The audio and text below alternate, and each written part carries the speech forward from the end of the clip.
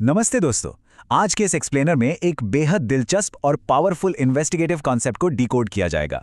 Market में जब भारी गिरावट आती है तो चारों तरफ पैनिक फैल जाता है ना? लेकिन एक स्मार्ट चार्टिस्ट ठीक उसी डरावने डाउन ट्रेंड के बीच एक छिपे हुए शानदार बुलिश रिवर्सल की तलाश में रहता है और इसी जासूसी वाले पैटर्न को पाइप बॉटम कहा जाता है। तो चलिए बिना देरी किए इस कॉन्सेप्ट में गहराई से उतरते हैं।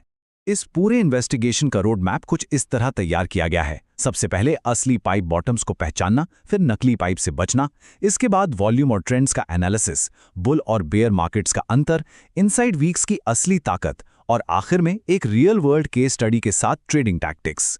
चलिए सेक्शन 1 से शुरुआत करते हैं। असली पाइप बॉटम्स और उनकी सही पहचान कैसे की जाती है। अब एन टेलर के इस क्लासिक चार्ट पर नजर डालते हैं। 1993 की वो क्रूर गिरावट याद है? ठीक उसके अंत में दो ओवरलैपिंग डाउनवर्ड स्पाइक्स साफ नजर आ रही हैं, बिल्कुल एक पाइप की तरह। यही वो सटीक पॉइंट था जहां मार्केट का सारा पैनिक अचानक खत्म हुआ और एक जबरदस्त अपवर्ड ब्रेकआउट की शुरुआत हो गई। अगर इसे टेक्निकली डिफाइन किया जाए तो पाइप बॉटम असल में एक short term bullish reversal pattern है। इसमें वीकली चार्ट पर दो असामान्य रूप से लंबी, एक दूसरे से बिल्कुल सटी हुई, नीचे की तरफ जाती हुई प्राइस स्पाइक्स बनती हैं। ये स्पाइक्स चीख चीख कर कहती हैं कि पैनिक वाली बिकवाली अब थक चुकी है और एक विस्फोटक तेजी बस आने ही वाली है। इसे पहचानने के कुछ बेहद सख्त लेकिन आसान नियम हैं। सबसे पहला और गोल्डन रूल, हमेशा सिर्फ वीकली चार्ट्स का ही इस्तेमाल होना चाहिए। डेली चार्ट्स पर इसके फेल होने के चांसेस बहुत ज्यादा होते हैं। इसके अलावा दो सटी हुई डाउनवर्ड स्पाइक्स होनी चाहिए जो पूरे साल के एवरेज से काफी लंबी हों। उन दोनों हफ्तों की कीमतों के बीच एक बड़ा ओवरलैप होना जरूरी है और सबसे बड़ी बात, ये पैटर्न बाकी चार्ट से बिल्कुल अलग और स्पष्ट रूप से चमकता हुआ दिखना चाहिए। अब बढ़ते हैं सेक्शन 2 की तरफ। नकली पाइप्स की पहचान कैसे की जाए ताकि फॉल्स सिग्नल्स के जाल में फंसने से बचा जा सके। अटलांटिक रिच फील्ड के इस चार्ट को देखने पर पूरी कहानी समझ आ जाती है। यहां ऐसा लगा जैसे दो बार पाइप बॉटम बन रहा हो, लेकिन दोनों ही बार कीमत धड़ाम से नीचे आ गई। कारण, अगर पूरे चार्ट को देखा जाए तो वो बहुत ही रैग्ड यानी ऊबड़ खाबड़ है। जब पाइप बॉटम आसपास के प्राइस एक्शन से अलग स्टैंड आउट ना करे और वॉल्यूम भी कुछ खास सपोर्ट न दे रहा हो तो ऐसे पैटर्न को पूरी तरह से इग्नोर कर देना चाहिए। इसीलिए जो अनुभवी इन्वेस्टर्स होते हैं वो हमेशा कंफर्मेशन का इंतजार करते हैं। एक कंफर्म्ड पाइप तब माना जाता है जब कीमत उस 2 हफ्ते के पैटर्न के हाईएस्ट हाई के ऊपर जाकर मजबूती से क्लोज होती है। इसके उलट अगर ब्रेकआउट के बाद कीमत 5% भी ऊपर नहीं जा पाती या पाइप के सबसे निचले स्तर को तोड़कर नीचे गिर जाती है तो वो एक बस्टेड यानी फेल पैटर्न है। बिना प्रॉपर कंफर्मेशन के ट्रेड में एंट्री लेना बहुत रिस्की हो सकता है। सेक्शन 3 पर आते हैं। क्रूशियल वॉल्यूम और ट्रेंड क्लूज। मार्केट में वॉल्यूम एक तरह से लाई डिटेक्टर का काम करता है। इस टेबल के डेटा पर गौर करने से एक बहुत ही दिलचस्प बात सामने आती है। सबसे बेहतरीन परफॉर्मेंस तब मिलती है जब ओवरऑल वॉल्यूम का ट्रेंड गिर रहा हो, और अगर स्पेसिफिक बात की जाए तो जब लेफ्ट स्पाइक पर वॉल्यूम बहुत भारी हो और राइट स्पाइक पर हल्का हो जाए तो पैटर्न का एवरेज राइज 50% तक जंप कर जाता है। ब्रेकआउट के समय हैवी वॉल्यूम होना भी इस पैटर्न की सक्सेस का एक बहुत बड़ा सबूत है। आगे बढ़ते हैं सेक्शन 4 की ओर। Bull market versus bear market performance. आखिर ओवरऑल मार्केट का मूड इस पैटर्न पर क्या असर डालता है?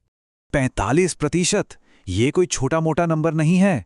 एक बुल मार्केट में कंफर्म्ड पाइप बॉटम औसतन 45% का रिटर्न देता है। ये टेक्निकल एनालिसिस की दुनिया में मौजूद सबसे बड़े प्रॉफिट पोटेंशियल्स में से एक है। अगर दोनों मार्केट्स की तुलना की जाए तो बियर मार्केट में ये एवरेज राइज गिरकर 32% रह जाता है। हालांकि फेलियर रेट दोनों ही जगह काफी कम है, सिर्फ 4 से 5% के आसपास।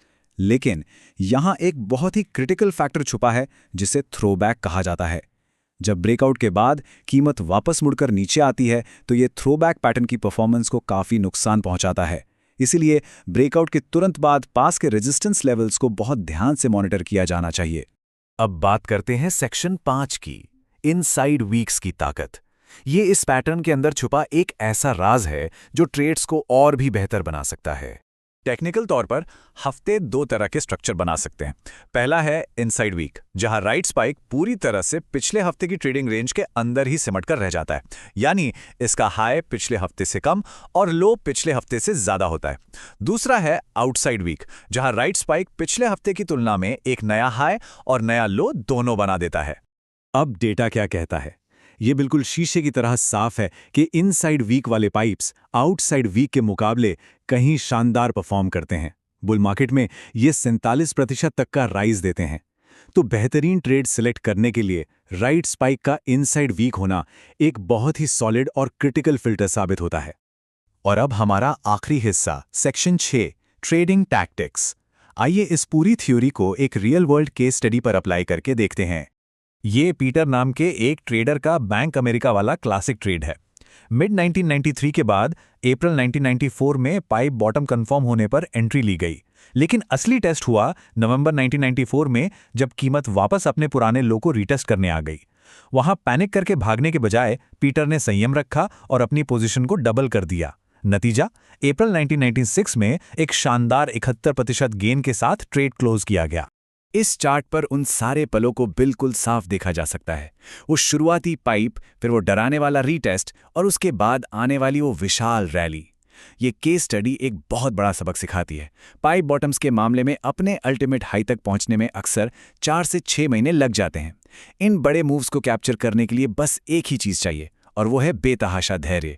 जाने से पहले एक बेहद जरूरी बात, टेक्निकल एनालिसिस में हमेशा रिस्क शामिल होता है, और ये एक्सप्लेनर केवल एजुकेशनल पर्पस के लिए है। कोई भी पैटर्न हर बार 100% सही नहीं होता, इसलिए स्टॉप लॉस और रिस्क मैनेजमेंट को हमेशा अपनी ट्रेडिंग का हिस्सा बनाना चाहिए। तो इस पूरी चर्चा को खत्म करते हुए मार्केट साइकोलॉजी का एक बहुत ही गहरा सवाल छोड़कर जा रहे हैं। ऐसा क्यों होता है कि जो चार्ट्स देखने में सबसे ज्यादा डरावने लगते हैं, सबसे बेहतरीन फाइनेंशियल मौके अक्सर उन्हीं के ठीक पीछे छिपे होते हैं? अगली बार जब वीकली चार्ट्स को स्कैन किया जाए तो इस नए नजरिए के साथ उन डरावनी स्पाइक्स को जरूर एनालाइज किया जाना चाहिए। क्या पता अगला शानदार पाइप बॉटम वहीं इंतजार कर रहा हो। इस एक्सप्लेनर में साथ जुड़ने के लिए बहुत बहुत शुक्रिया।